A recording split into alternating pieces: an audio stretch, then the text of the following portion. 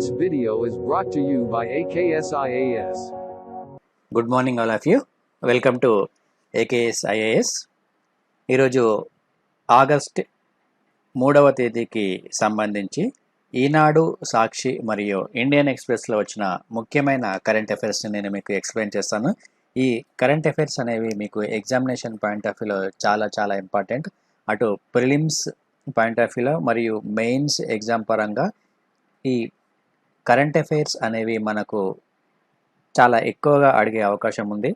So దానికి అనుగుణంగానే ఈ కరెంట్ అఫైర్స్ అనేవి మీకు డిఫరెంట్ న్యూస్ పేపర్స్ నుంచి, అంటే తెలుగు మరియు ఇంగ్లీష్ న్యూస్ పేపర్ నుంచి, తెలుగు మీడియం అభ్యర్థులకు ప్రత్యేకంగా ఈ ఇంగ్లీష్ న్యూస్ పేపర్ నుంచి ఈ కరెంట్ అఫైర్స్ని సేకరించి మీకు పొందుపరచడం జరుగుతుంది. సో ఈ కరెంట్ అఫైర్స్ అనేవి మీకు యూపీఎస్సి సివిల్ సర్వీస్ ఎగ్జామినేషన్స్కు, అదేవిధంగా ఏపీపీఎస్సి మరియు టీఎస్పీఎస్సి గ్రూప్ 1, గ్రూప్ 2 మరియు ఇతర కాంపిటేటివ్ ఎగ్జామ్స్కు ఉపయోగపడే విధంగా కంప్లీట్ పూర్తి సమాచారంతో మీకు ఇవ్వడం జరుగుతుంది. సో ఇక ఏకేఎస్ ఐఏఎస్ డిఫరెంట్ కోర్సెస్ని అందిస్తుంది కాంపిటేటివ్ ఎగ్జామ్స్కి సంబంధించి. అందులో ముఖ్యంగా యూపీఎస్సి సివిల్ సర్వీస్ ఎగ్జామినేషన్స్కి ప్రిలిమ్స్ మరియు మెయిన్స్తో కూడిన కాంప్రహెన్సివ్ కోచింగ్, అదేవిధంగా ఏపీపీఎస్సి మరియు టీఎస్పీఎస్సి గ్రూప్ 1, గ్రూప్ 2 మరియు ఇతర కాంపిటేటివ్ ఎగ్జామ్స్కి సంబంధించిన కోచింగ్ అనేది మీకు అవైలబుల్గా ఉంటుంది ఏకేఎస్ ఐఏఎస్లో. సో మీకు బోత్ తెలుగు అండ్ ఇంగ్లీష్ మీడియంలో ఈ కోచింగ్ అనేది ఉంటుంది. ఇక ఈరోజు మనము నెక్స్ట్ కరెంట్ అఫైర్స్లోకి వెళ్దాం. సో ముందుగా మనము ఈ కరెంట్ అఫైర్స్ని ఈరోజు చర్చించే ముందు అంతకుముందు ఇచ్చిన క్వశ్చన్స్ని ఒకసారి చూద్దాం. సో దానికి సమాధానం నేను మీకు ఎక్స్ప్లెయిన్ చేస్తాను. సో మొట్టమొదటి క్వశ్చన్ ఒకసారి ఇక్కడ తీసుకుంటే, ఈ క్రింది వాటిని పరిశీలించండి. మొట్టమొదటిసారిగా డాక్టర్ కేఎల్ రావు 1972లో నదుల అనుసంధాన ఆవశ్యకతను ప్రస్తావించడం జరిగింది. సెకండ్ స్టేట్మెంట్, నదుల అనుసంధానం సాధ్యాలపై సర్వేలు నిర్వహించడానికి 1992లో జాతీయ జల అభివృద్ధి ఏజెన్సీని ఏర్పాటు చేయడం జరిగింది. సో ఇందులో సరైన వాటిని గుర్తించడం ఇక్కడ ఇవ్వడం జరిగింది. సో ఇందులో మొదటి స్టేట్మెంట్ కరెక్ట్ స్టేట్మెంట్. ఇక రెండవ స్టేట్మెంట్ తీసుకుంటే, ఈ రెండవ స్టేట్మెంట్లో ఇది 1982 కాదు, ఇది 1992 కాదు, 1982లో ఈ జాతీయ జల అభివృద్ధి ఏజెన్సీని ఏర్పాటు చేయడం జరిగింది నదుల అనుసంధాన ప్రక్రియకు సంబంధించి. సో కనుక ఇందులో మనకు కేవలం ఒకటి మాత్రమే కరెక్ట్ స్టేట్మెంట్.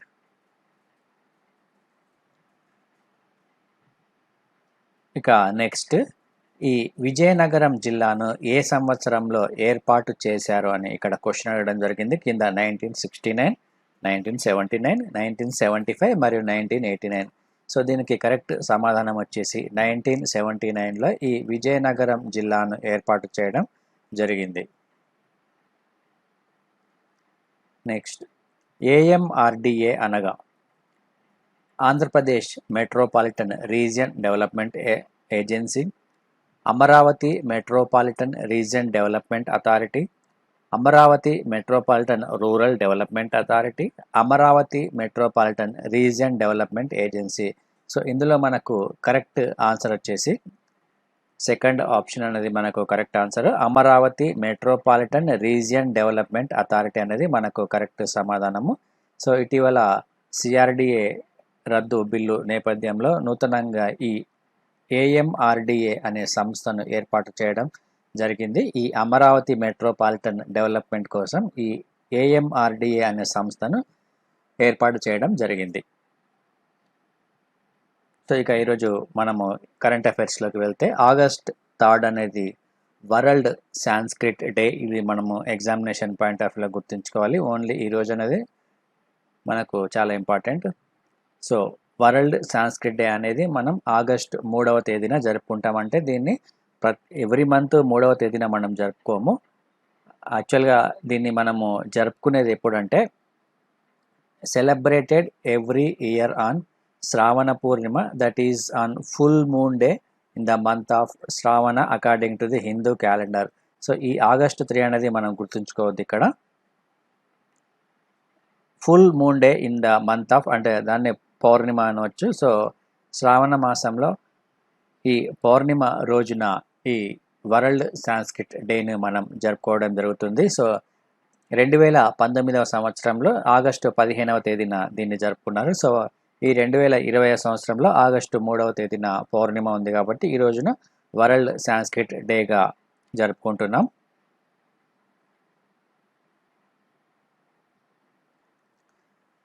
ఇక నెక్స్ట్ చూద్దాం.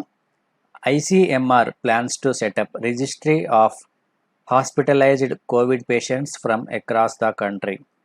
సో ఐసీఎంఆర్ ఒక నూతన ఆలోచనను చేయడం జరిగింది. ఈ కోవిడ్-19 పేషెంట్స్ ఎవరైతే ఉన్నారో దేశవ్యాప్తంగా ఈ కోవిడ్-19 పేషెంట్స్కి సంబంధించి కంప్లీట్ సమాచారాన్ని ఒక నేషనల్ క్లినికల్ రిజిస్ట్రీ ద్వారా పొందుపరచాలని ప్రణాళికలు రూపొందించడం జరుగుతుంది దీనికి సంబంధించి. సో దీని యొక్క ప్రధానమైన ఉద్దేశం ఏంటంటే ఈ కరోనా వైరస్ యొక్క ట్రీట్మెంట్ని మరింత సమర్థవంతంగా చేయడానికి ఈ నేషనల్ క్లినికల్ రిజిస్ట్రీ అనేది చాలా ఉపయోగకరంగా ఉంటుందని ఎయిమ్స్ ఈ ఆలోచన చేయడం జరిగింది. సో ఇందులో భాగంగా the ICMR in collaboration with the health ministry and the AIIMS is planning to set up the national clinical registry which will help researchers and policy makers understand effectiveness of investigational therapies, adverse effect taking place and generate evidence for improving the treatment of COVID-19 patients. So ఈ national clinical registry ఏదైతే ఉందో దీన్ని దేశవ్యాప్తంగా ఉన్న అన్ని రాష్ట్రాలలో ఉన్న corona patients ఎవరైతే ఉన్నారో సో వారి యొక్క సమాచారాన్ని పూర్తిగా సేకరించడం వలన దీని మీద పరిశోధనలు కొనసాగించే అవకాశం ఉంటుంది ఈ కరోనా వైరస్పై. అదేవిధంగా భవిష్యత్తులో దీనికి విధి విధాన రూపకల్పనలు చేయడానికి మరింత ఉపయోగకరంగా ఉంటుంది అనే ఉద్దేశంతో ఈ నేషనల్ క్లినికల్ రిజిస్ట్రీని ఏర్పాటు చేయనున్నారు. సో దీన్ని ఐసీఎంఆర్ హెల్త్ మినిస్ట్రీ అంటే ఆరోగ్య మంత్రిత్వ శాఖతో మరియు ఎయిమ్స్ కొలాబరేషన్తో ఈ నేషనల్ క్లినికల్ రిజిస్ట్రీని ఏర్పాటు చేయనుంది. ఇక నెక్స్ట్ కరెంట్ అఫైర్స్ చూద్దాం.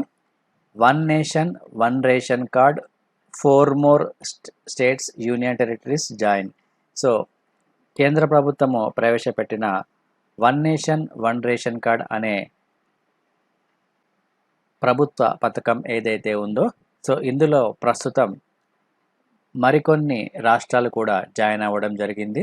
So 4 more states and union territories have join the one nation one ration card platform with effect from August 1st.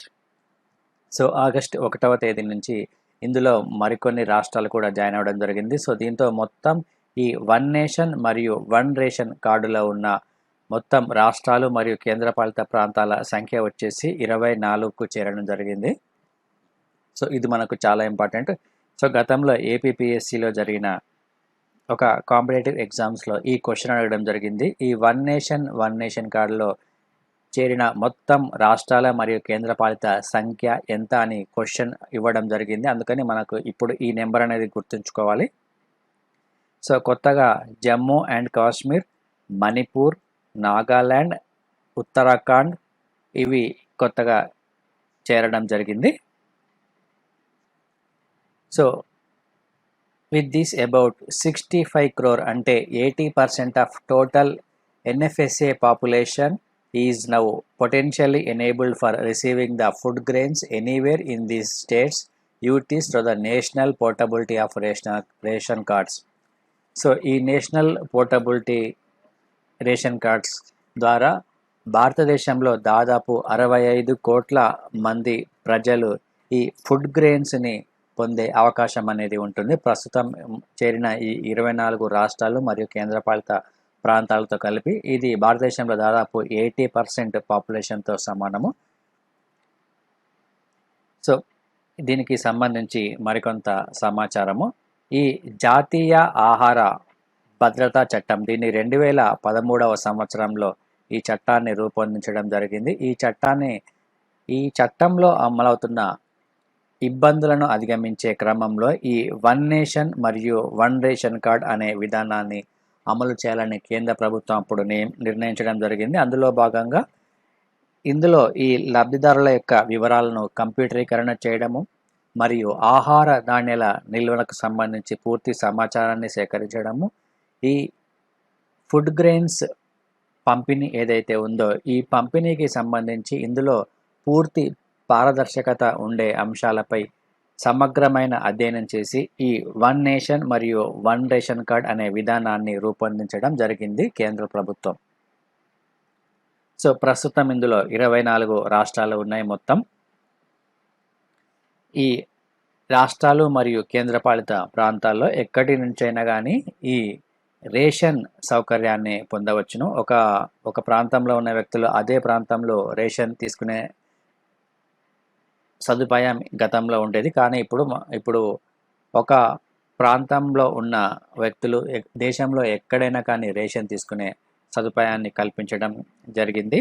So ఇదే ఈ నేషనల్ పోర్టబిలిటీ ప్రధానమైన ఉద్దేశం ఇది.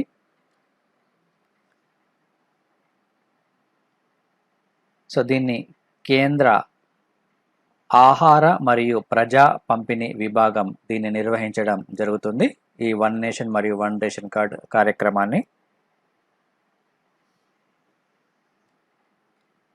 సో ఈ లబ్ధిదారులు దేశంలో ఏ ప్రాంత వాసులన్న అంశంతో సంబంధం లేకుండా ప్రస్తుతం కొనసాగుతున్న కేంద్ర పథకం integrated management of public distribution కిందకు వచ్చేలా రాష్ట్రాలు మరియు కేంద్రపాలిత ప్రాంత ప్రభుత్వాల సహకారంతో ఈ కార్యక్రమాన్ని నడిపించడం అనేది జరుగుతుంది. ఇక్కడ ఇది గుర్తుంచుకోవాలి, integrated management of distribution system. So దీనికి ప్రధానమైన లబ్ధిదారులు ఎవరంటే వలస కార్మికులు అని చెప్పుకోవచ్చును. సో ఉపాధిని వెతుకుంటూ ఒక రాష్ట్రం నుంచి మరొక రాష్ట్రానికి వెళ్ళే కార్మికులు ఎవరైతే ఉన్నారో సో ఆ కార్మికులకు దీని ద్వారా మరింత ప్రయోజనం చేకూరనుంది. సో దీని యొక్క రిజల్ట్ అనేది మనం రీసెంట్గా చూడడం జరిగింది. ఈ కోవిడ్-19 నేపథ్యంలో దేశవ్యాప్తంగా ఉన్న వలస కార్మికులు తమ సొంత రాష్ట్రాలకు వెళ్ళడం జరిగింది. సో ఇప్పటి వరకు వారు వేరే రాష్ట్రం నుంచి ఇక్కడికి వచ్చినా కానీ ఇక్కడ తమ యొక్క రేషన్ సదుపాయాన్ని తీసుకోవడం జరిగింది. సో ఇది ఒక ముఖ్యమైన ప్రయోజనం అని చెప్పుకోవచ్చు మనం ఈ వన్ నేషన్ మరియు వన్ రేషన్ కార్డు పోర్టబిలిటీ ద్వారా. సో ఇక నెక్స్ట్ టాపిక్ తీసుకుంటే గాంధీ జ్ఞాపకంగా బ్రిటన్ నాణెం అని మనకి ఇక్కడ ప్రధానమైన వార్త కనిపిస్తుంది. సో భారతదేశ స్వాతంత్ర ఉద్యమానికి సంబంధించి మహాత్మా గాంధీ యొక్క ప్రాముఖ్యతను గుర్తించి బ్రిటన్ ప్రభుత్వము మహాత్మా గాంధీపై ఒక నాణాన్ని ముద్రించాలనే నిర్ణయం తీసుకోవడం జరిగింది. ఇది కేవలం నిర్ణయం మాత్రమే. సో దీనిపై ఇంకా పరిశీలన కొనసాగుతుంది. సో ఇది ఇంకా ఫైనల్ డెసిషన్ కాదు.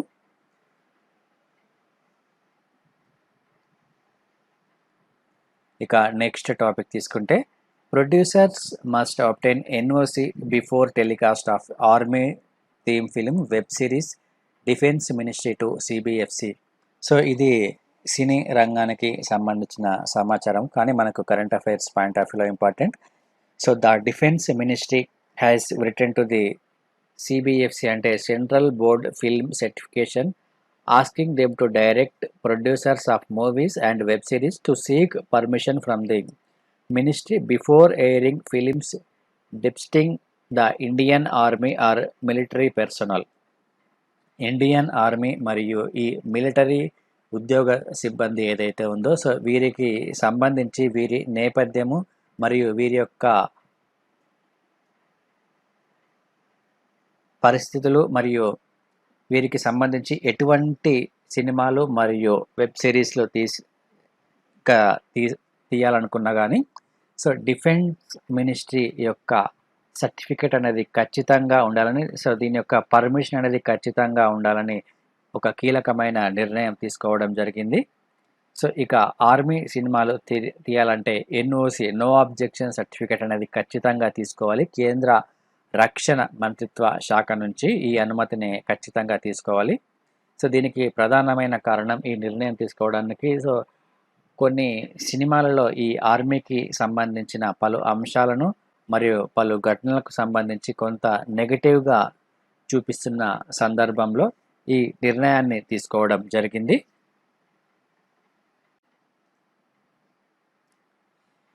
సో ఇక నెక్స్ట్ టాపిక్ తీసుకుందాం. అమెజాన్లో 28% పెరిగిన అగ్ని ప్రమాదాలు అని మనకు ఒక ప్రధానమైన న్యూస్ ఇవ్వడం జరిగింది. సో ఈ అమెజాన్ అడవి పరివాహక ప్రాంతాల్లో ఈ అడవిలో ఈ అగ్ని కీలలు మరింత శాతం పెరిగాయని ఒక నివేదిక విడుదల చేయడం జరిగింది. సో దీనికి సంబంధించి ఇది ఇంగ్లీష్ న్యూస్ పేపర్లో వచ్చిన వార్త ఇది. So fires in the Brazilian Amazon increased 28% in month of July from a year ago, a state agency reported Saturday. So గత సంవత్సరము జూలై మాసంలో జరిగిన ఈ అగ్నిమంటలు ఏవైతే ఉన్నాయో సో ఇవి గతంతో పోల్చుకుంటే ఈ సంవత్సరము 28% పెరిగాయని ఒక నివేదికను విడుదల చేయడం జరిగింది. So the national institute for space research which is responsible for monitoring the Brazil said it is recorded 6,803 fires in the Amazon rainforest last month. So compared to 5,318 in the same month of 2019. So the National Institute of Space Research ఏదైతే ఉందో so ఇది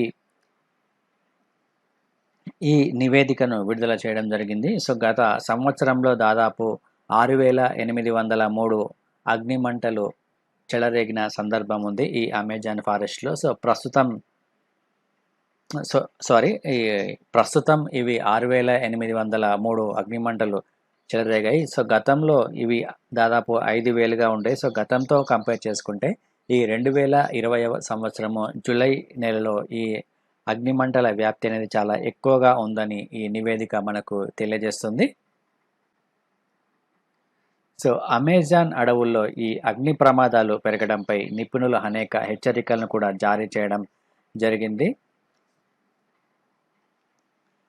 so ఈ అగ్ని ప్రమాదాల సంఖ్య అనేది గత సంవత్సరంతో పోల్చుకుంటే ఈ సంవత్సరము పెరగడంపై పర్యావరణవేత్తలు అనేక ఆందోళనలు కూడా వ్యక్తం చేసిన సందర్భం ఉంది. సో సాధారణంగా ఈ అమెజాన్ అటవీ ప్రాంతాల గురించి మనం ఇన్ఫర్మేషన్ మీకు ఎక్స్ప్లెయిన్ చేస్తాను. సో ఈ అమెజాన్ అడవులకు సంబంధించి ఇవి వర్షారణ్యపు అడవులుగా దీనిని పేర్కొనడం జరుగుతుంది. సో ఇవి దాదాపు 55 లక్షల చదరపు కిలోమీటర్ల మేర విస్తరించి ఉన్నాయి మొత్తం ఈ అమెజాన్ అడవులు. సో ఇది అనేక దేశాలు అంటే Brazil, Peru, Colombia, Venezuela, Ecuador, Bolivia, Guyana మరియు ఫ్రాన్స్, అదేవిధంగా సురినేమ్ అనే దేశాలలో ఈ అడవులు అనేవి విస్తరించి ఉన్నాయి. సో వీటి యొక్క విస్తీర్ణం వచ్చేసి దాదాపు 55 లక్షల చదరపు కిలోమీటర్లుగా మనం చెప్పుకోవచ్చును. సో ఇవి ఎక్కువగా బ్రెజిల్లో ఎక్కువగా ఈ అడవులు విస్తరించి ఉన్నాయి మిగతా దేశాలతో కంపేర్ చేసుకుంటే. ఈ అడవులు ప్రపంచ వ్యాప్తంగా ఉన్న వర్షాల యొక్క స్థితిగతిని నిర్ణయించడంలో కీలకమైన పాత్ర పోషిస్తాయి కాబట్టి సో వీటిని రెయిన్ ఫారెస్ట్ అంటే అరణ్యాలు అనే దీన్ని పిలవడం జరుగుతుంది ఈ అమెజాన్ అడవుల్ని. సో ఈ అడవులు మొత్తం ప్రపంచానికి ప్రాణాధారమైన ఆక్సిజన్ ఏదైతే ఉందో సో ఈ ఆక్సిజన్కి సంబంధించి దాదాపు 20% ఆక్సిజన్ను ఈ అడవులు విడుదల చేయడం జరుగుతుంది కాబట్టి సో వీటిని ప్రపంచ ఊపిరితిత్తులు అని పిలవడం జరుగుతుంది. సో వీటి యొక్క మరొక పేరు వచ్చేసి ప్రపంచ ఊపిరితిత్తులు అనే వీటిని అంటారు. ఈ ప్రపంచ జీవ వైవిధ్యానికి సంబంధించి దాదాపు 10% మేర ఈ అడవులు ఉన్నాయని మనం చెప్పుకోవచ్చును. అదేవిధంగా ఈ అమెజాన్ వర్షపు అడవులు ఏవైతే ఉన్నాయో ఇవి ఒక కార్బన్ సింక్ వలె పనిచేస్తాయి. కార్బన్ సింక్ అంటే ఈ అడవుల్లో ఉన్న అధిక శాతం చెట్లు ఏవైతే ఉన్నాయో సో ఇవి దాదాపు 1/4 వంతు కార్బన్ డైఆక్సైడ్ను గ్రహించడం జరుగుతుంది. సో ఈ కార్బన్ డైఆక్సైడ్ను గ్రహించడం వలన భూతాపం కొంత మేరకు తగ్గే అవకాశం ఉంది. సో ఇవి ముఖ్యంగా ఈ కార్బన్ సింక్ వలె పనిచేస్తాయి. సో ఇటువంటి అనేక ప్రయోజనాలున్న ఈ అమెజాన్ అడవుల్లో గత కొంతకాలం నుంచి ఈ పర్యావరణ విపత్కర పరిస్థితులు ఏర్పడుతున్నాయి. సో ముఖ్యంగా ఈ అమెజాన్ అడవుల్లో ముఖ్యంగా ఈ మంటలు చెలరేగడం అనేది గత కొంతకాలం నుంచి జరుగుతుంది. సో దీనిపై మనకు 2019వ సంవత్సరంలో అనేక వివాదాలు కూడా రావడం జరిగింది. సో ఈ బ్రెజిల్ అధ్యక్షుడు ఎవరైతే ఉన్నారో ఈ బ్రెజిల్ అధ్యక్షుడిపై అనేక పర్యావరణవేత్తల అనేక విమర్శలు కూడా చేయడం జరిగింది. 2019వ సంవత్సరంలో ఈ అగ్ని మంటలు చాలా ఎక్కువగా పెరిగిన నేపథ్యంలో సో దీనికోసం బ్రెజిల్ ప్రభుత్వము ఈ అడవుల సంరక్షణపై పటిష్ట చర్యలు తీసుకోవాల్సిన అవసరం ఉంది.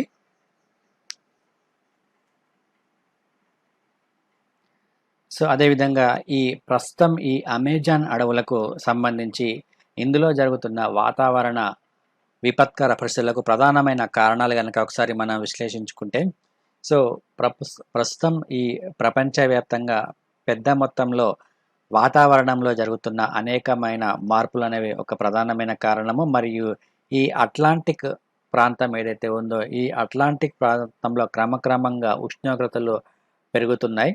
సో అదేవిధంగా పసిఫిక్ మహాసముద్రం ఈ ప్రాంతంలో ఏర్పడే ప్రత్యేకమైన సముద్ర పవనాల వలన ఈ అమెజాన్ అడవులపై పర్యావరణ ప్రభావము కొంత మేరకు ఉందని చెప్పుకోవచ్చును.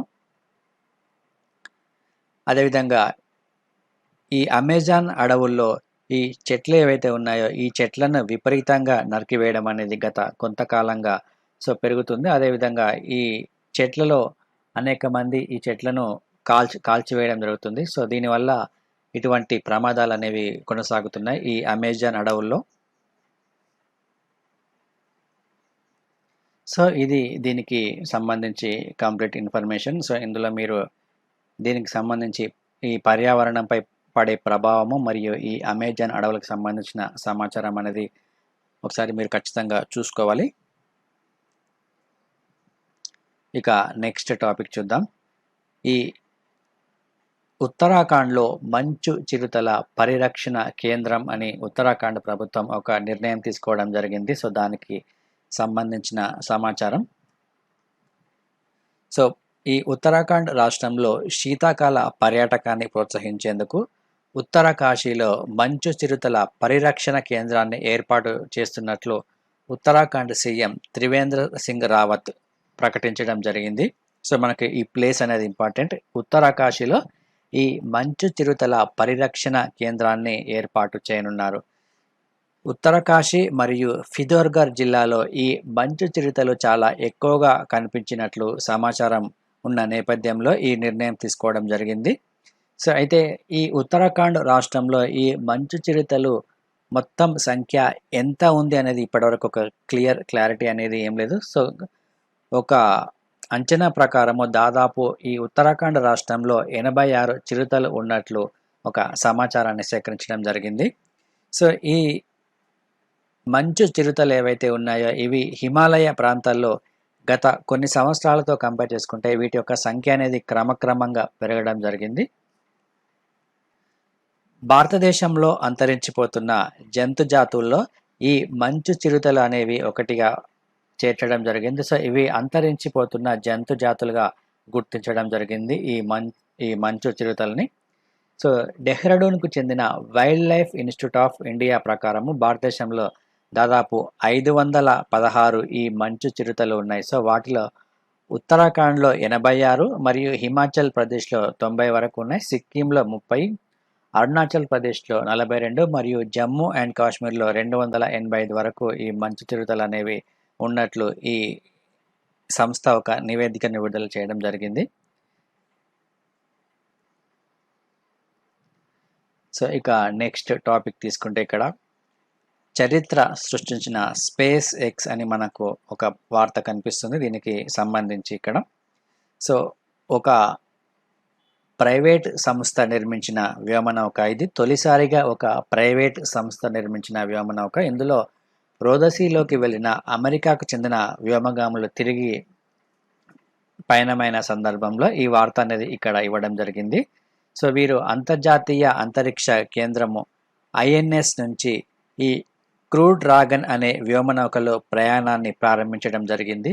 ఈ అమెరికా కాలమానం ప్రకారము అంటే శనివారం అంటే మొన్న ఈ వ్యోమనౌక INS నుంచి విడిపోయి భూమి దిశగా తన ప్రయాణాన్ని ప్రారంభించడం జరిగింది.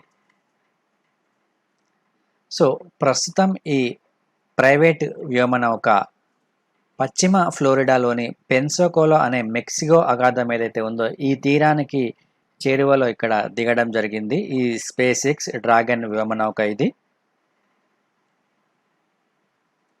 సో ఇక్కడ ఒక ప్రత్యేకత అనేది ఉంది. ఈ అమెరికా అంతరిక్ష పరిశోధన సంస్థ నాసా ఏదైతే ఉందో ఈ నాసాకు సంబంధించిన వ్యోమగాములు ఈ విధంగా ఒక సముద్ర జలాలపై దిగడం గత 45 సంవత్సరాల్లో ఇదే మొట్టమొదటిసారి అని మనం చెప్పుకోవచ్చును. ఇందులో మనకు చాలా ఇంపార్టెంట్ పాయింట్స్ ఉన్నాయి. సో ఇది మొట్టమొదటి ప్రైవేట్కి చెందిన స్పేస్ ఎక్స్ నౌక వ్యోమనౌక ఇది. సో ప్రైవేట్ రంగానికి సంబంధించింది తొలి ప్రైవేట్ వ్యోమనౌకగా ఇది గుర్తింపు పొందడం జరిగింది. సో ఇది మొట్టమొదటిసారిగా సముద్ర జలాలపై దిగడం ఇదే మొదటిసారి అని చెప్పడం జరుగుతుంది గత 45 సంవత్సరాలతో కంపేర్ చేసుకుంటే. సో దీని పేరు వచ్చేసి డ్రాగన్ వ్యోమనౌక. ఈ పేరు గుర్తుంచుకోవాలి ఇక్కడ. ఇది మనకు ఎక్కువగా ప్రిలిమ్స్ పాయింట్ ఆఫ్ లో క్వశ్చన్స్ అడిగే అవకాశం ఉంటుంది. ఇక నెక్స్ట్ కరెంట్ అఫైర్స్ చూద్దాం. World highest railway bridge over the Chenab river in Jammu and Kashmir to be ready by next year. So ఇది ప్రపంచంలోనే అత్యంత ఎత్తైన రైల్వే బ్రిడ్జ్గా దీన్ని చెప్పుకోవచ్చును. సో ఇది ఈఫిల్ టవర్ కంటే ఎత్తైన రైలు వంతెన. దీన్ని జమ్మూ కాశ్మీర్లో చీనాబ్ అనే నదిపై నిర్మించడం జరుగుతుంది. సో ప్రపంచంలోనే అత్యంత ఎత్తైన రైల్వే వంతెన ఇది. సో ఇది 2022 డిసెంబర్ నాటికి పూర్తయ్యే అవకాశం ఉంది. సో ఇది దానికి సంబంధించిన ఇమేజ్ అనేది మీకు ఇక్కడ ఇవ్వడం జరిగింది. సో ప్రస్తుతం దీనికి సంబంధించి కన్స్ట్రక్షన్ పనులు కొనసాగుతున్నాయి. సో దీనికి సంబంధించి ఈ వంతెన ద్వారా శ్రీనగర్ మరియు బారాముల్లా అనే ప్రాంతాలు ఈ జమ్మూతో అనుసంధానం అవుతాయి ఈ వంతెన నిర్మాణం ద్వారా. సో దీని యొక్క ఎత్తు వచ్చేసి 359 మీటర్లుగా దీని యొక్క ఎత్తు ఉంటుంది. ఇది ప్యారిస్లో ఉన్న ఈఫిల్ టవర్ ఏదైతే ఉందో ఈ ఈఫిల్ టవర్ కంటే ఈ వంతెన ఎంతో ఎత్తైనది అని ఇక్కడ ఈ వంతెన నిర్మించడం జరుగుతుంది. సో దీని యొక్క ప్రత్యేకత ఇది 359 మీటర్లు గుర్తుంచుకోవాలి ఇక్కడ. సో గంటకు 266 కిలోమీటర్ల వేగంతో పెనుగాలులు వీచినా కానీ ఈ వంతెన అనేది పటిష్టవంతంగా ఉండేలా దీని యొక్క నిర్మాణం అనేది కొనసాగుతుంది. సో దీని పొడవు వచ్చేసి 1315 మీటర్లుగా ఉంటుంది. పేలుళ్ళు మరియు ఇతర భూకంపాలు ఎటువంటివి సంభవించినా కానీ దాన్ని తట్టుకునే విధంగా ఈ వంతెనను రూపొందించడం జరిగింది. సో దీనిపై గరిష్టంగా 100 కిలోమీటర్ల వేగంతో ప్రయాణించే వీలుంటుంది. అదేవిధంగా -20 డిగ్రీల ఉష్ణోగ్రతలోను సంకోచించని లోహాలను మరియు పదార్థాలను దీని నిర్మాణంలో వినియోగించడం జరిగింది. ఇది ఈ వంతెనకు సంబంధించిన ఇన్ఫర్మేషన్ ఇది. సో దానికి సంబంధించి ఇక్కడ మరికొంత సమాచారం అనేది ఇవ్వడం జరిగింది. కాశ్మీర్ లోయకు దేశంలోని మిగిలిన ప్రాంతంలో తొలిసారిగా రైలు అనుసంధానం ఏర్పడుతుందని ఈ వంతెన ద్వారా ఈ వంతెన నిర్మాణం చేపట్టడం జరిగింది. సో ఈ వంతెన యొక్క స్పాన్ పొడవు వచ్చేసి 467 మీటర్లు. సో ఇది భూమిని చూస్తే 359 మీటర్ల ఎత్తుగా ఉంటుంది. సో ఇది దీనికి సంబంధించి మనకు ప్రిలిమ్స్ పాయింట్ ఆఫ్ లో ఇంపార్టెంట్ ఇది.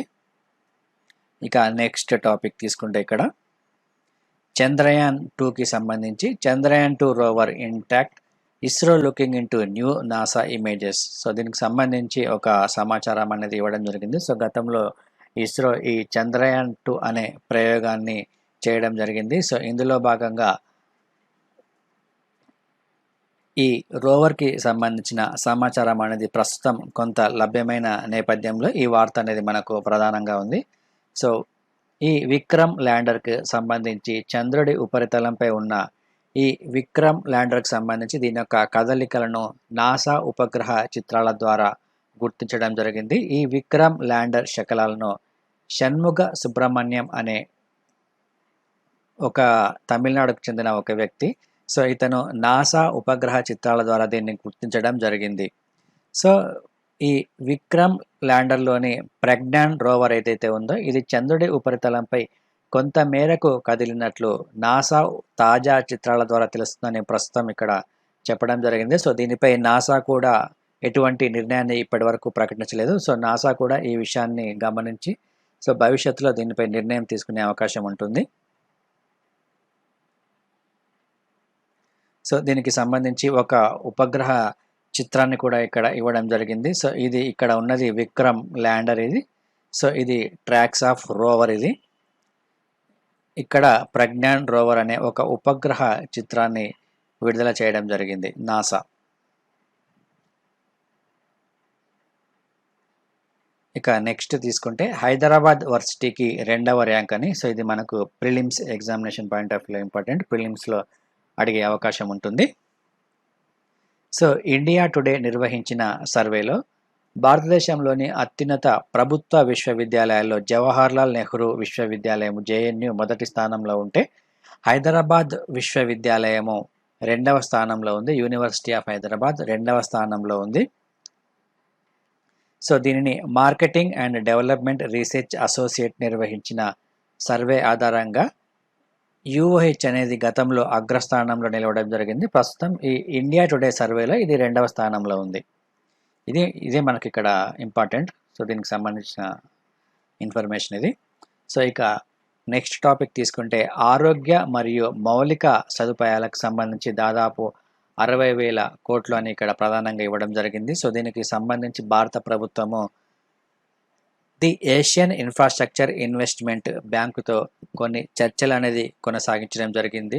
ఆరోగ్య సంరక్షణకు అవసరమైన మౌలిక సదుపాయాలను జిల్లాల స్థాయిలో అభివృద్ధి చేసేందుకు భారత ప్రభుత్వము ఈ ప్రతిపాదించిన 6,000 కోట్ల రుణ పథకం ఏదైతే ఉందో ఈ పథకానికి సంబంధించి రుణ సహాయాన్ని చేసే విధంగా ది ఏషియన్ ఇన్ఫ్రాస్ట్రక్చర్ ఇన్వెస్ట్మెంట్ బ్యాంకుతో ఈ చర్చలు అనేవి కొనసాగించడం జరుగుతుంది. సో దీనికి ఏఐబిబి ఈ రుణ సదుపాయాన్ని కల్పించనుంది భవిష్యత్తులో. సో ప్రస్తుతం కోవిడ్-19 నేపథ్యంలో ఈ వైద్య రంగంపై ఎక్కువగా భారత ప్రభుత్వము దృష్టిని కేంద్రీకరించడం జరిగింది. సో భారతదేశంలో ఈ వైద్య రంగానికి సంబంధించిన మౌలిక సదుపాయాలను మరింత మెరుగుపరచాల్సిన అవసరం ఉంది. సో దీనికి పరిష్కారాన్ని చూపే లక్ష్యంతో ఈ 60,000 కోట్ల పథకాన్ని ప్రకటించడం జరిగింది భారత ప్రభుత్వము. సో ఇందులో దాదాపు 9,375 కోట్ల సాయాన్ని గతంలో ఏఐబిబి ప్రకటించడం జరిగింది. సో ఇక మిగతా ఫండ్స్కి సంబంధించి కూడా చర్చలు అనేవి కొనసాగుతున్నాయి. దీనికి సంబంధించిన ఇన్ఫర్మేషన్ ఇది. సో ఇందులో ఈ పథకంలో ఈ Indian council of medical research ఐసిఎంఆర్తో కలిసి ఈ రోగ నిర్ధారణ పరీక్ష కేంద్రాలను కూడా అప్గ్రేడ్ చేయాలనేది ప్రధానమైన ప్రతిపాదన.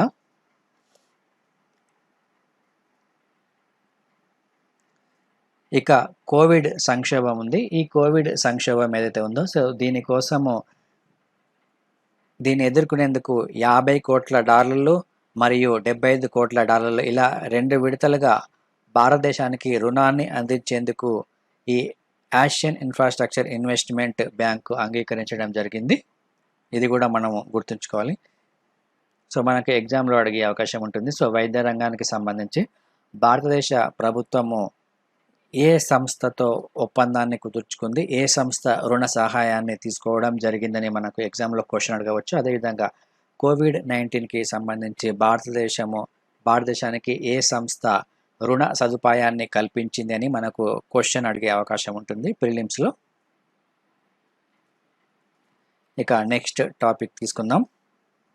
సో దీనికి సంబంధించి ఇన్ఫర్మేషన్ ఇక్కడ కంప్లీట్గా ఇవ్వడం జరిగింది. సో నెక్స్ట్ 11 మందితో ఏఎంఆర్డిఏ ఇది ఆంధ్రప్రదేశ్ రాష్ట్రానికి సంబంధించిన కరెంట్ అఫైర్స్. ఇది చైర్పర్సన్గా పట్టణీకరణలో అంతర్జాతీయ అనుభవం ఉన్న వ్యక్తిని ఈ ఏఎంఆర్డిఏ కమిషనర్గా నియమించడం జరిగింది. సో ఇతని పేరు వచ్చేసి పి లక్ష్మీ నరసింహం. ఇది మనకు ప్రిలిమ్స్ పాయింట్ ఆఫ్ వ్యూలో ఇంపార్టెంట్. సో ఈ ఏఎంఆర్డిఏ అమరావతి మెట్రోపాలిటన్ డెవలప్మెంట్ అథారిటీని ప్రభుత్వం మొత్తం 11 మందితో ఏర్పాటు చేయడం జరిగింది. సో దీనిలో చైర్పర్సన్గా పర్యావరణ మండలిలో సభ్యునిగా పనిచేసిన లేదా పట్టణ గవర్నెన్స్, ప్లానింగ్, రవాణా రంగాల్లో జాతీయ, అంతర్జాతీయ స్థాయిలో పనిచేసిన వ్యక్తిని నియమిస్తూ ఆంధ్రప్రదేశ్ రాష్ట్ర ప్రభుత్వం ఉత్తర్వులను జారీ చేయడం జరిగింది.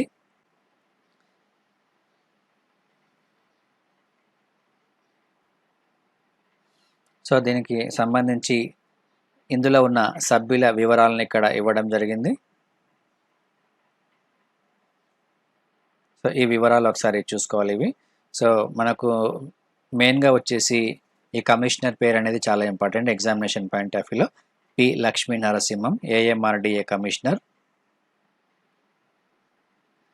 నెక్స్ట్ టాపిక్ తీసుకుంటే సాగుదారులకు యాంత్రీకరణ అండ అని మనకు ప్రధానమైన వార్త కనిపిస్తుంది. ఇది ఆంధ్రప్రదేశ్ రాష్ట్రానికి సంబంధించిన కరెంట్ అఫైర్స్ ఇది. సో ప్రస్తుతం ఆంధ్రప్రదేశ్ రాష్ట్రంలో ఈ రైతు భరోసా కేంద్రాలు ఏవైతే ఉన్నాయో ఈ రైతు భరోసా కేంద్రాల పరిధిలో కస్టమ్ హైరింగ్ కేంద్రాల ఏర్పాటు చేయనున్నట్లు ఆంధ్రప్రదేశ్ రాష్ట్ర ప్రభుత్వం ప్రకటించడం జరిగింది. సో ఇందులో మొత్తం 10,641 రైతు భరోసా కేంద్రాలు ఉన్నాయి. ఈ నెంబర్ అనేది మనకు చాలా important. AP economy point of వ్యూలో మొత్తం రైతు భరోసా కేంద్రాల సంఖ్యను అడగవచ్చును. సో లేకపోతే ఎన్ని రైతు భరోసా కేంద్రాల పరిధిలో ఈ కస్టమ్ హైరింగ్ కేంద్రాల ఏర్పాటు అనేది ఉంది అని మనకు క్వశ్చన్ అడిగే అవకాశం ఉంటుంది. సో ఆంధ్రప్రదేశ్ రాష్ట్ర ప్రభుత్వము వ్యవసాయ రంగంలో ఈ యాంత్రీకరణ పథకానికి ప్రణాళికలు రూపొందించిన నేపథ్యంలో ప్రస్తుతం ఈ రాష్ట్రంలో ఉన్న ఈ 10,641 రైతు భరోసా కేంద్రాల పరిధిలో ఈ కస్టమ్ హైరింగ్ సెంటర్లను ఏర్పాటు చేయనున్నట్లు ప్రకటించడం జరిగింది. ఈ కస్టమ్ హైరింగ్ సెంటర్లు ఏవైతే ఉన్నాయో వీటి ద్వారా రైతులకు ఈ వ్యవసాయ యంత్ర పరికరాలను అందించనుంది. సో ఈ కస్టమ్ హైరింగ్ సెంటర్ల ద్వారా రైతులకు వ్యవసాయ యంత్ర పరికరాలను అందించనుంది. సో దీనికి సంబంధించి కొన్ని ముఖ్యమైన పాయింట్స్ ఇక్కడ ఇవ్వడం జరిగింది. సో ఈ వ్యవసాయ సాగుదారులు ఎవరైతే ఉన్నారో సో వీరికి మేలు జరగాలంటే ఈ గ్రామీణ ప్రాంతాల్లోనే ఈ యంత్ర పరికరాలను అద్దెకు ఇవ్వడం ద్వారా కానీ లేదా ఆసక్తి ఉన్నవారు కొనుగోలు చేసే వెసులుబాటు ఉండేలా ఈ కస్టమ్ హైరింగ్ కేంద్రాలను ఏర్పాటు చేయాలని నిర్ణయించడం జరిగింది. సో ఇక్కడ గుర్తుంచుకోవాలి, సాగుదారులకు మేలు జరగడానికి ఈ యంత్ర పరికరాలను అద్దెకు ఇవ్వడము లేదా ఆసక్తి ఉన్నవారు కొనుగోలు చేసుకోవడం. సో ఇక్కడ 2 ఆప్షన్స్ ఉన్నాయి. సో గ్రామ సచివాలయం పరిధిలో ఆ సచివాలయం పరిధిలో పండిస్తున్న పంట ఏదైతే ఉందో ఆ పంటలకు అవసరమైన యంత్ర పరికరాలను అందుబాటులో ఉంచితే సో ఎక్కువ మంది రైతాంగం వీటిని ఉపయోగించుకునే అవకాశం అనేది ఉంటుంది.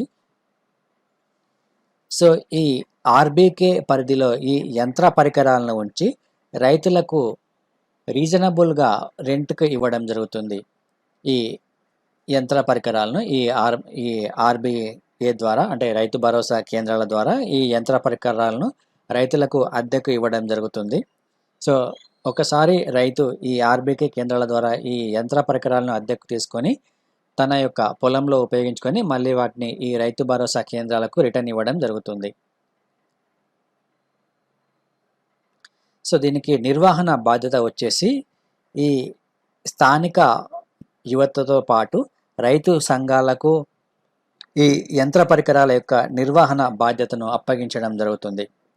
ఈ పథకం యొక్క ముఖ్యమైన అంశాలు ఒకసారి చూస్తే ప్రతి గ్రామంలో అందుబాటులో ఈ వ్యవసాయ యంత్ర పరికరాలు ఆయా గ్రామాల్లోని ఈ వాస్తవ సాగుదారులతో ఒక సంఘాన్ని ఏర్పాటు చేసి నిజమైన లబ్ధిదారులకు మేలు కలిగేలా చూడడము, అదేవిధంగా 40% రాయితీతో పాటు గ్రూపులకు 50% రుణ సహాయాన్ని అందించింది ఆంధ్రప్రదేశ్ ప్రభుత్వము. ఇది గుర్తుంచుకోవాలి. 40% రాయితీ, గ్రూపులకైతే 50% రాయితీతో రుణ సౌకర్యం కల్పించనుంది.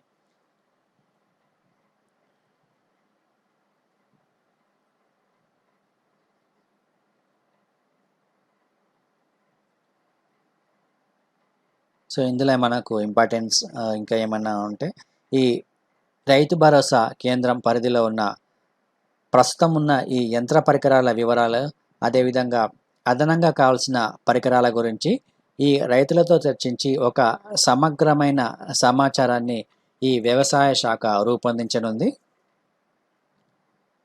ఇక ఈ శ్రీకాకుళం జిల్లాలోని నైరా, అదేవిధంగా తూర్పుగోదావరి జిల్లా సామర్లకోట, కర్నూలు జిల్లా తంగెడంచెలో ఈ వ్యవసాయ యాంత్రీకరణ శిక్షణ కేంద్రాలు అనేవి ఏర్పాటవుతాయి. ఈ ప్లేసెస్ అనేవి మనకు చాలా ఇంపార్టెంట్.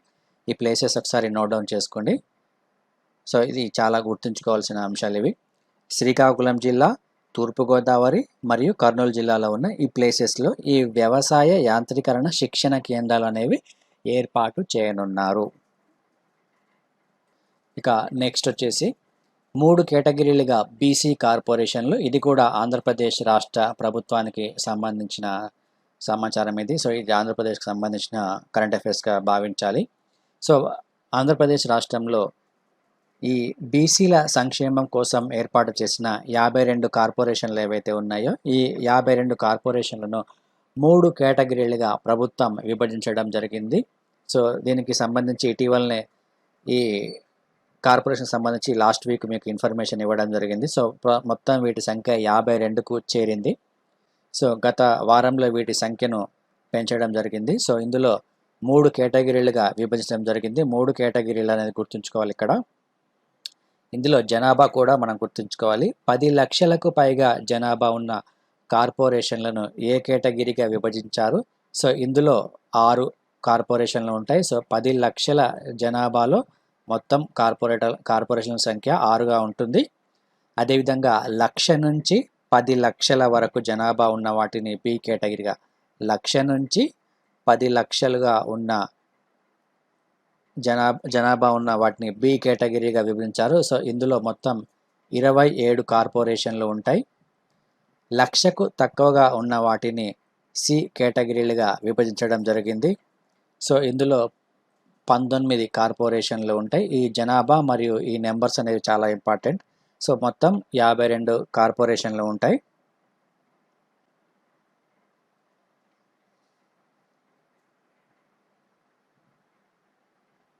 ఇక నెక్స్ట్ టాపిక్ చూద్దాం. ఇది కూడా ఆంధ్రప్రదేశ్ రాష్ట్రానికి సంబంధించిన కరెంట్ అఫైర్స్. సూక్ష్మ మరియు చిన్న మధ్య తరహా పరిశ్రమలు ఏవైతే ఉన్నాయో ఈ పరిశ్రమల్లో ఇంధన పొదుపు సామర్థ్యాన్ని అంచనా వేసేందుకు కేంద్ర ప్రభుత్వ రంగ సంస్థ bureau of energy efficiency Andhra Pradesh రాష్ట్రంలో ఒక అధ్యయనం చేయాలని నిర్ణయం తీసుకోవడం జరిగింది. సో ఇది జాతీయ స్థాయిలో చేపట్టే మరియు అంతర్జాతీయ ఇంధన పొదుపు సాంకేతికతకు ఈ అధ్యయనం అనేది కీలకం కానుంది. సో ఎంఎస్ఎంఈలో ఈ ఇంధనం పొదుపు సామర్థ్యాన్ని అంచనా వేసేందుకు ఈ ఆంధ్రప్రదేశ్ రాష్ట్ర ప్రభుత్వంలో ఈ కంపెనీ అధ్యయనం చేయడం ఉంది. ఇది ప్రభుత్వ రంగ సంస్థ బ్యూరో ఆఫ్ ఎనర్జీ ఎఫిషియన్సీ. ఈ పేరు గుర్తుంచుకోవాలి ఇక్కడ.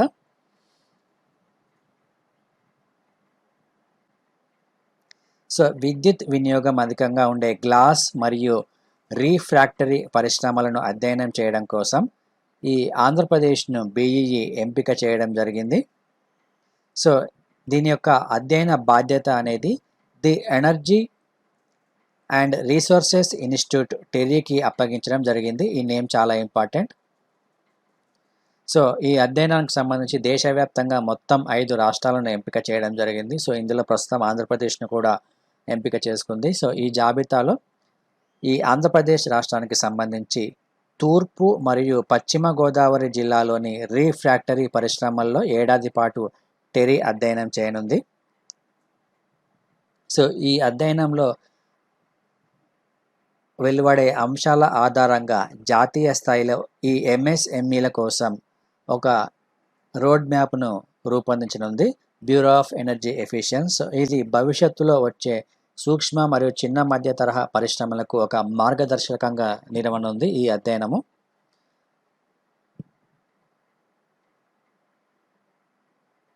ఇక నెక్స్ట్ టాపిక్ చూద్దాం. ఇది మనకు ముఖ్యంగా ఈరోజు ఈనాడు పేపర్లో వచ్చిన ఒక ఆర్టికల్. ఇది మనకు ఎగ్జామ్ మెయిన్స్ పాయింట్ ఆఫ్ వ్యూలో చాలా ఇంపార్టెంట్. సో భాగ్యోదయ విద్యా విధానం అని. సో ప్రస్తుతం నూతన విద్యా విధానాన్ని ప్రవేశపెట్టిన సందర్భంలో ఈ ఆర్టికల్ అనేది ఇక్కడ ఇవ్వడం జరిగింది. సో గత 1986లో ఏర్పాటు చేస్తున్న నూతన విద్యా విధానం స్థానంలో అనేక రకమైన సంస్కరణలు తీసుకోవచ్చు. సో ప్రభుత్వం విభిన్న వర్గాలతో మరియు మేధావులతో అనేక చర్చలు జరిపి రూపొందించిన ఈ నూతన విద్యా విధానము భవిష్యత్తులో ఈ విద్యార్థులకు మరింత ప్రయోజనకరంగా ఉంటుందని ఈ ఆర్టికల్ యొక్క ప్రధానమైన ఉద్దేశము. సో ఇందులో మనకు ప్రధానంగా గతంలో ఈ విద్యారంగ వ్యవస్థ ఏ విధంగా ఉండేది, అదేవిధంగా మాతృభాషకు ఈ విద్యా విధానంలో ఎక్కువ ఇంపార్టెన్స్ ఇవ్వడం జరిగింది. సో దీనికి సంబంధించి ఇక్కడ కొంత సమాచారం అనేది ఇవ్వడం జరిగింది. సో ప్రస్తుత విద్యా విధానం అనేది ఆంగ్లేయుల విద్యా విధానం నుంచి మనం కొనసాగుతుందని, సో దీనిలో కంప్లీట్ మార్పులు చేయడంలో భారత ప్రభుత్వము సఫలీకృతం అయిందని ఈ ఆర్టికల్లో మనకు పేర్కొనడం జరిగింది. సో ప్రస్తుతం విద్యా వ్యవస్థ అనేది అనేక సమస్యలను ఎదుర్కొంటున్న నేపథ్యంలో ముఖ్యంగా నిరుద్యోగిత సమస్య అనేది చాలా ఎక్కువగా ఉన్న నేపథ్యంలో ఈ విద్యా వ్యవస్థను సమూలమైన మార్పులు చేయాల్సిన అవసరం అనేది ఉంది. కనుక ఈ నూతన విద్యా విధానాన్ని ప్రతిపాదించడం జరిగింది. సో ప్రస్తుతం మనము ఈ కొనసాగిస్తున్న విద్యా వ్యవస్థ ఏదైతే ఉందో, సో దీని యొక్క మూలాలు కనుక ఒకసారి మనం తీసుకుంటే బ్రిటిష్ కాలం నుంచి ఈ విద్యా వ్యవస్థకు పునాదులు ఏర్పడ్డాయని మనం చెప్పుకోవచ్చును. సో దాదాపు ఈ భారతదేశంలో ఈ బ్రిటిష్ పరిపాలన తర్వాత 1857 సంవత్సరం తర్వాత ఈ విద్యా వ్యవస్థలో అనేకమైన మార్పులు అనేవి వచ్చాయి. సో దానికి సంబంధించి ఒకసారి నేను మీకు బ్యాక్గ్రౌండ్ అనేది ఎక్స్ప్లెయిన్ చేస్తాను. సో బ్రిటిష్ కాలంలో ఉన్న విద్యా వ్యవస్థకు సంబంధించి కొంత ఇన్ఫర్మేషన్ సేకరించడం జరిగింది. సో ఇందులో కొన్ని కీలకమైన అంశాలు ఇక్కడ ఇచ్చాను మీకు. ఈ విద్యా వ్యవస్థకు సంబంధించి మొట్టమొదటిసారిగా 1781 సంవత్సరంలో వారన్ హేస్టింగ్స్ ఈ కలకత్తాలో పర్షియా మరియు అరబిక్ భాషల్లో ఈ విద్య కోసం కలకత్తా మదర్ తెరిసా అనే ఒక విద్యా సంస్థను స్థాపించడం జరిగింది. ఆ తర్వాత 1791 సంవత్సరంలో డంకన్ బెనారస్లో ఒక సంస్కృత కళాశాలను కూడా ఏర్పాటు చేయడం జరిగింది.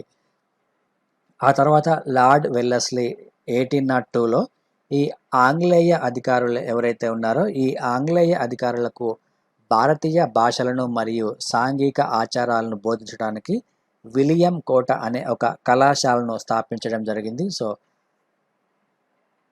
ఈ కళాశాలను స్థాపించడానికి ప్రధానమైన ఉద్దేశము ఈ ఈస్ట్ ఇండియా కంపెనీ అధికారులు ఎవరైతే ఉన్నారో ఈ ఈస్ట్ ఇండియా కంపెనీ అధికారులకు ఇక్కడ భారతదేశంలో ఉన్న సంస్కృతి మరియు ఇక్కడ ఉన్న వివిధ ప్రజల యొక్క భాష మరియు వారి యొక్క సాంప్రదాయాలను బోధించడానికి, వారు తెలుసుకోవడానికి ఇక్కడ ఈ విలియం కోట అనే కళాశాలను స్థాపించడం జరిగింది.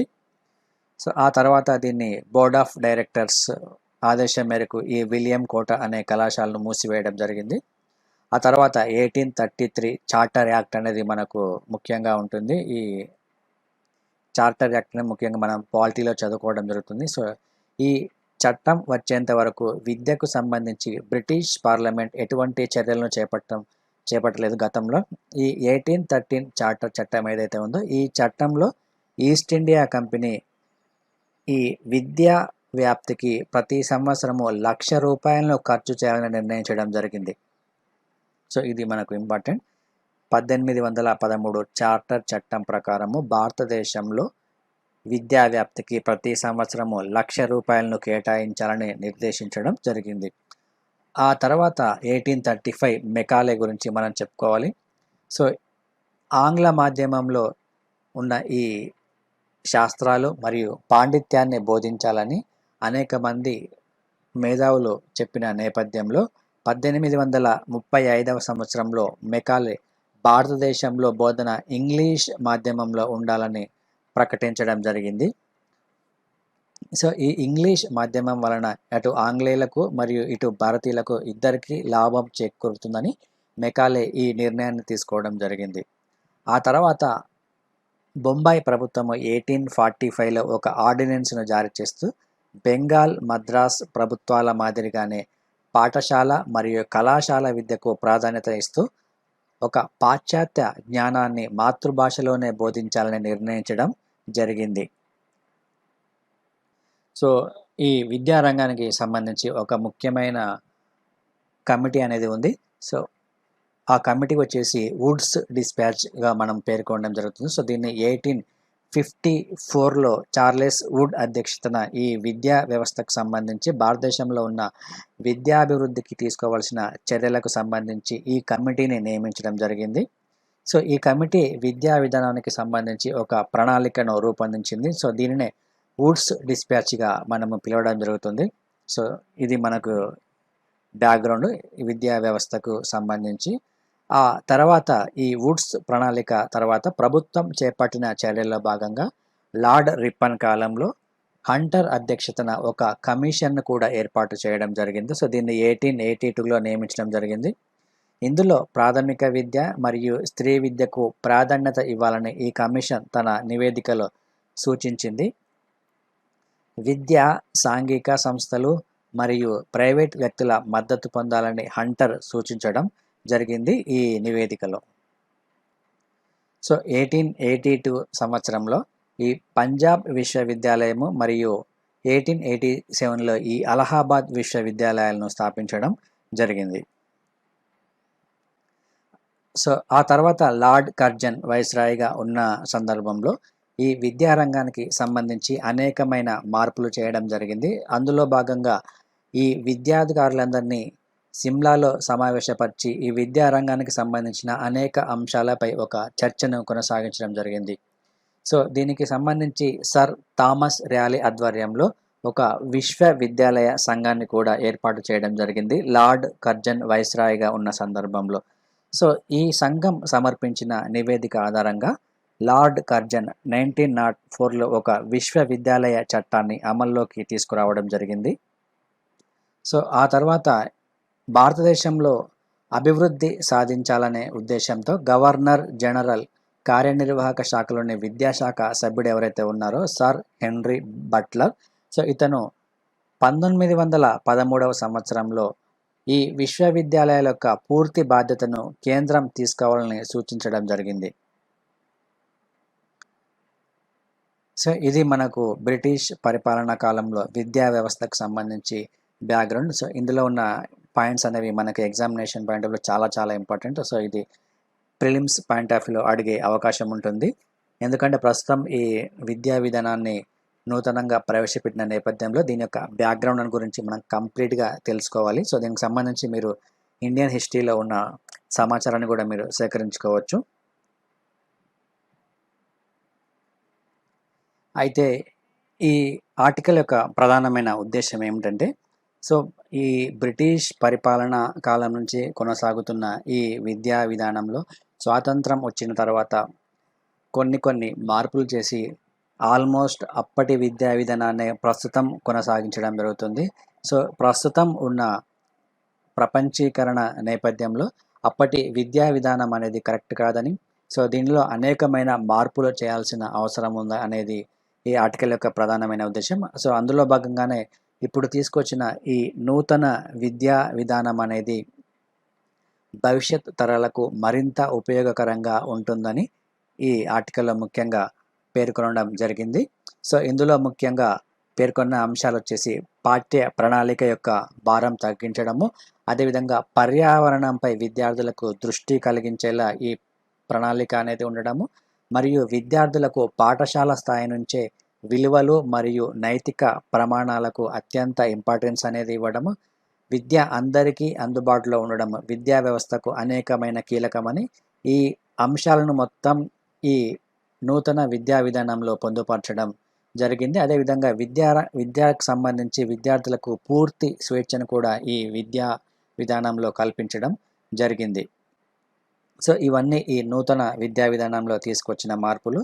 సో అదేవిధంగా టెక్నాలజీ సాంకేతిక సహాయాన్ని కూడా వినియోగించుకునే విధంగా ఈ నూతన విద్యా విధానం అనేది ఉంది. సో ఈ విధానానికి సంబంధించి నైతికత మరియు మానవీయ మరియు రాజ్యాంగ విలువల మీద దృష్టిని కేంద్రీకరించడము, మరియు ప్రజాస్వామిక పునాదుల పటిష్టకు అవసరమైన విద్యను పౌరులకు అందించడమే ప్రధానమైన ఉద్దేశంగా ఈ విద్యా విధానం ఉంది అని మనం చెప్పుకోవచ్చును.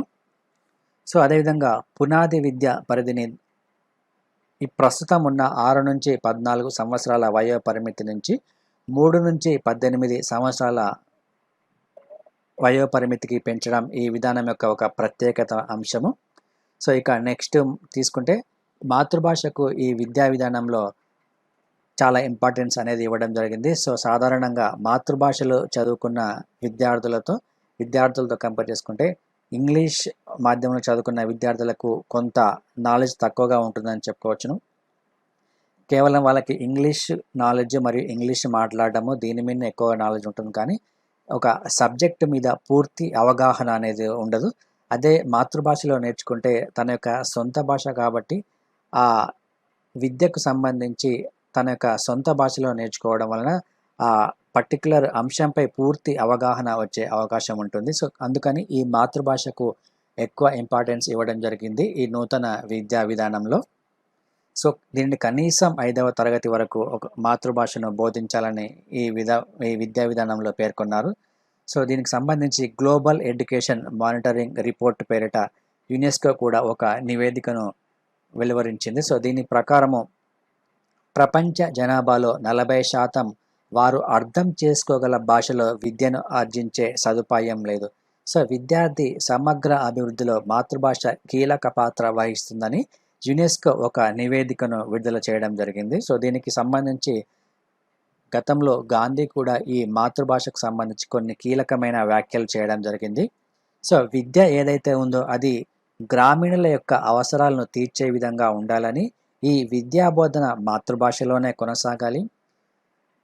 సో ఇది భారతదేశంలో ఉన్న బ్రిటిష్ సామ్రాజ్యవాదులు ఎవరైతే ఉన్నారో సో ఆ సామ్రాజ్యవాదులకు సహాయకారిగా ఉండకూడదని మహాత్మా గాంధీ 1937లో ఈ మాతృభాషపై కొన్ని కీలకమైన వ్యాఖ్యలు చేయడం జరిగింది. సో ఈ మాతృభాషలో విద్యాభ్యాసం వలన విద్యార్థి యొక్క నాలెడ్జ్, అదేవిధంగా అతని యొక్క ఆలోచన ధోరణి మరియు క్రియేటివిటీ అనేది పెరిగే అవకాశం ఉంటుంది. సో విద్యార్థి యొక్క ఎమోషనల్ ఇంటెలిజెన్స్, అదేవిధంగా తన యొక్క మానసిక పరిపక్వత అనేది ఈ మాతృభాషలో చాలా ఎక్కువగా మెరుగుపడే అవకాశం అనేది ఉంటుంది. సో ఇతర భాషలను త్వరితగతిగా నేర్చుకునేందుకు కూడా దోహదపడే అవకాశం ఉంటుంది మాతృభాష అనేది. ఫర్ ఎగ్జాంపుల్ ఒక తెలుగు మీడియంలో చదువుకున్న అభ్యర్థి ఎవరైతే ఉన్నారో అతను అటు ఇంగ్లీషు చదువుకునే సామర్థ్యం ఉంటుంది, ఇటు తెలుగు చదువుకునే సామర్థ్యం ఉంటుంది. అదే ఇంగ్లీష్ మీడియంలో చదువుకున్న విద్యార్థి ఎవరైతే అతనికి కేవలం ఇంగ్లీష్ భాష మీద మాత్రమే పట్టు ఉంటుంది. సో ఇటు తెలుగు అంశాలపై అతనికి కరెక్ట్ నాలెడ్జ్ అనేది ఉండదు, తెలుగు అంశాలపై అతనికి కరెక్ట్ నాలెడ్జ్ అనేది ఉండదు, ఎందుకంటే అతను త్వరగా నేర్చుకునే అవకాశం అనేది ఉండదు. సో దీని ద్వారా ఇతర భాషలను కూడా త్వరితగతిగా నేర్చుకునేందుకు మాతృభాష అనేది చాలా దోహదకరంగా ఉంటుంది. సో దీనికి సంబంధించి కేంద్ర రాష్ట్ర ప్రభుత్వాలు కలిసి ఈ విద్యా విధానం సూచించిన విధంగా ఈ మాతృభాషపై ఎక్కువ దృష్టిని కేంద్రీకరించాల్సిన అవసరం అనేది ఉంది. ఇక నెక్స్ట్ టాపిక్ తీసుకుంటే ఇది మొండి బకాయిలకు సంబంధించి. సో దీనికి సంబంధించిన ఆర్టికల్ అనేది లాస్ట్ వీక్లో ఇవ్వడం జరిగింది. సో ఇది మళ్ళీ రిపీట్ అయిన ఆర్టికల్ ఇది. సో దీనికి సంబంధించి మనం ముఖ్యంగా చూసుకోవాల్సిన టాపిక్స్ వచ్చేసి రిజర్వ్ బ్యాంక్ ఎదుర్కొంటున్న ప్రధానమైన సమస్య వచ్చేసి ఈ మొండి బకాయిలకు సంబంధించి. దీన్నే నిరర్ధక ఆస్తులని అంటారు బ్యాంకింగ్ రంగానికి సంబంధించి. సో ఈ బ్యాంకింగ్ రంగంలో ఈ నిరర్ధక ఆస్తుల యొక్క పర్సెంటేజ్ అనేది పెరుగుతున్న నేపథ్యంలో ఈ బ్యాంకులు తమంతలా తామే ఈ మూలధనాన్ని సమకూర్చుకోవాలని, సో దీనిపై కొన్ని పటిష్టవంతమైన చర్యలు తీసుకోవాలని ఈ ఆర్టికల్ అనేది మనకి ఇవ్వడం జరుగుతుంది. ఇందులో మనకు ముఖ్యంగా బాసెల్ 3 అనే నిబంధనలు అనేవి కూడా మనం చూసుకోవాలి. సో ఇక్కడ ఆర్బీఐ ఇటీవల ఒక ఆర్థిక స్థిరత్వ నివేదికను ప్రకటించడం జరిగింది. ఈ నివేదిక ఆధారంగా ఈ ఆర్థిక సంవత్సరంలో అంటే గత ఆర్థిక సంవత్సరంలో 8.5% ఉన్న ఈ వాణిజ్య బ్యాంకుల యొక్క నిరర్ధక ఆస్తుల శాతం అనేది 12.5%గా పెరిగే అవకాశం ఉంది అని ఈ నివేదిక తెలియజేయడం జరిగింది. అదేవిధంగా 2019-20లో ఈ పిఎస్బిల యొక్క స్థూల ఎన్పిఏలు 11.3% ఉంటే మార్చి 2021 నాటికి ఇవి 15.2%కి చేరే అవకాశం ఉందని ఈ నివేదిక తెలియజేయడం జరిగింది. సో దీని ద్వారా మనకు తెలుస్తుంది ఈ బ్యాంకుల యొక్క నిరర్ధక ఆస్తుల విలువ అనేది కొంత మేరకు పెరిగే అవకాశం అనేది ఉంది. సో ప్రస్తుతం ఉన్న ప్రధానమైన కారణం వచ్చేసి కోవిడ్-19 సంక్షోభంలో ఈ బ్యాంకులపై ఆర్థిక భారం మరింతగా పెరిగిందని మనం చెప్పుకోవచ్చును. సో దీనికి ప్రధానమైన కారణం వచ్చేసి బ్యాంకుల యొక్క మొండి బాకీలు పెరగడము, అదేవిధంగా ఇటీవల బ్యాంకులు విలీనం చేయడం వలన ఈ బ్యాంకులు అనేవి నూతనంగా రుణాలను ఇవ్వలేకపోతున్నాయి. మరియు మారటోరియం అనేది ఒక ప్రధానమైన సమస్యగా చెప్పుకోవచ్చును. సో ప్రస్తుతం ఈ మారటోరియంను విధించడం వల్ల చాలా ఎక్కువ మంది ఈ రుణాలను చెల్లించలేకపోతున్నారు. సో దీనివల్ల ఈ బ్యాంకులపై మరింత భారం పడే అవకాశం అనేది ఉంది. సో దీని ద్వారా ఈ బ్యాంకింగ్ సంస్థలు ఏవైతే ఉన్నాయో ఈ బ్యాంకింగ్ సంస్థలు ప్రస్తుతం ఉన్న పరిస్థితుల్లో ఒక తీవ్రమైన సంక్షోభాన్ని ఎదుర్కొంటున్న సందర్భం ఉంది. సో దీనికి సంబంధించి రిజర్వ్ బ్యాంక్ కొన్ని పటిష్ట చర్యలు తీసుకోవాల్సిన అవసరం అనేది ఉంది.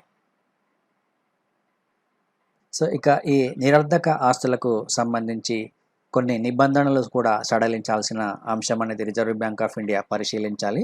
సో గతంలో 180 రోజుల వరకు ఈ చెల్లింపులు లేకుంటే ఆ రుణ ఖాతా ఏదైతే ఉందో దాన్ని ఒక నిరర్ధక ఆస్తిగా పరిగణించేవారు. సో ప్రస్తుతం ఆ నిబంధనను మరింత కఠినం చేసి దీన్ని 90 రోజులకు కుదించడం జరిగింది. సో ఈ నిబంధనలను సరళతరం చేసే దిశగా ఆర్బీఐ పరిశీలించాల్సిన అవసరం ఉంది. ఈ 90 రోజుల నిబంధన ఏదైతే ఉందో దీనిని 180 రోజులకు పెంచాలి. అదేవిధంగా ఈ ఆర్థిక వ్యవస్థను మరింత పటిష్టవంతం చేసే విధంగా ఆర్బీఐ తగు చర్యలు తీసుకోవాల్సిన అవసరం ఉంది. సో గతంలో ఈ బ్యాంకులకు సంబంధించి పునర్వ్యవస్థీకరణ పథకాలు ఏవైతే ఉన్నాయో ఈ పథకాలను మళ్ళీ ప్రవేశపెట్టాల్సిన అవసరం ఉంది. సో ఇక ఈరోజు క్వశ్చన్స్ చూద్దాం. ఈ క్రింది వాటిని పరిశీలించండి. దేశంలో అమలవుతున్న మధ్యాహ్న భోజన పథకము మరియు ఐసిడిఎస్ మరియు ప్రజా పంపిణీ వ్యవస్థలన్నింటినీ ఒకే గొడుగు కిందకి తెస్తూ 2013వ సంవత్సరంలో జాతీయ ఆహార భద్రతా చట్టాన్ని అమల్లోకి తెచ్చారు. మొదటి స్టేట్మెంట్ ఇది. 2013లో పార్లమెంట్ ఆమోదించిన ఆహార భద్రతా చట్టము ప్రజలకు పౌష్టికాహారం పొందడానికి ఒక శాసనబద్ధమైన హక్కును కల్పించింది. సో ఇందులో కరెక్ట్ స్టేట్మెంట్ని గుర్తించండి. మంచు చిరుతల యొక్క పరిరక్షణ కేంద్రాన్ని ఏర్పాటు చేయాలని ఏ రాష్ట్ర ప్రభుత్వము నిర్ణయించడం జరిగింది?